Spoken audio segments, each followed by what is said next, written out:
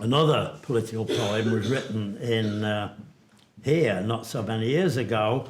In fact, just after the end of the first Gulf War, when the elder George Bush was spouting off rubbish about a new world order and so forth. And I was sitting on my porch one very hot night, and I'd noticed in places like Middlefield, when I walked around, there were American flags flying, and there were more than the usual number of bronze eagles pinned on porches. And then about the same time, I'd been on a trip somewhere, or that I'd flown into somewhere like, I think it was Atlanta in Georgia. And as I came from the plane towards the gate, to my surprise, I saw a horde of people at the gate with banners and balloons and signs saying, "Welcome home, our heroes." And I looked behind me, and there were a number of awkward, gangling young men in fatigues advancing towards these people, and these were the heroes who were returning from the Gulf War. And all this stuff was going round in my head.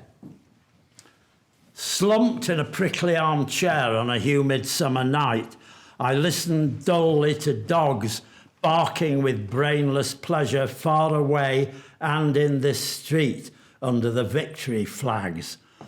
The bronze eagles with spread wings, flightless on walls and porches, reflected the light from stars as my slow imaginings moved between foreign corpses and these stars and stripes of ours. Sweaty, itching, impotent, I scratched my shirtless shoulder and reached for another beer, like a listless president dreaming a new world order from idle thoughts and hot air.